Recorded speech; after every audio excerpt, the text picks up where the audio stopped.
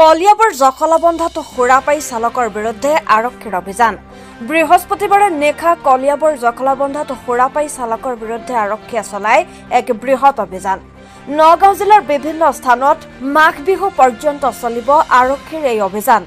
অভিযানকালত জখলাবন্ধাত বিভিন্ন গাড়ী চালকক পৰীক্ষা নিৰীক্ষা কৰে আৰক্ষীয়ে। ৰাষ্ট্ৰীয় ঘাইপথৰ দুয়োকাষে গধুৰ যান বাহন ৰখোৱাত নিষেধাজ্ঞা আৰক্ষী প্ৰশাসনৰ। News desk report NE express.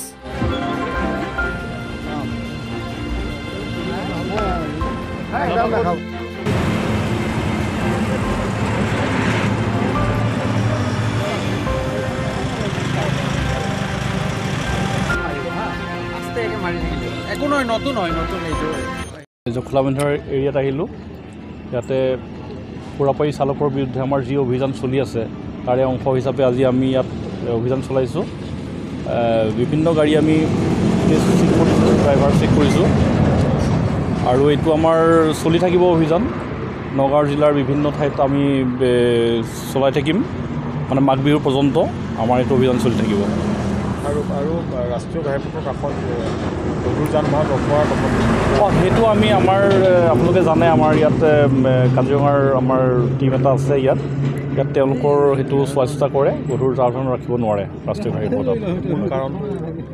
মূল কাৰণটো আপোনালোকে জানে ৰাস্তাত ঘাইপথত যদি এনেকুৱা ডাঙৰ যান বাহন ৰাখি থয় ইয়াত দুৰ্ঘটনা হোৱাৰ সম্ভাৱনা প্ৰায় বেছি। সেইকাৰণে আমি এইটো সতৰ্ক ইয়াত যাতে ঘাইপথত যান বাহন ৰাখিব নোৱাৰে। কি ক'লে? আজি এতিয়ালৈকে ডিটেক্ট হোৱা নাই কেছ, চাওঁ কি হয়। এতিয়ালৈকে এটাও ডিটেক্ট হোৱা নাই কেছ।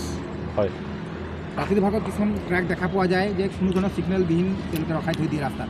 সেইটোৰ ওপৰত কি ব্যৱস্থা ল'ব? সেইটোৰ ওপৰত আমি যদি পাওঁ আমি ফাইন হ'ব, আমাৰ ছেকশ্যন ৱাইজ আমি ফাইন হ'ব। সেইটো ৱাইজ তেনেকৈ হ'লে আমি এইটো চাই আছোঁ।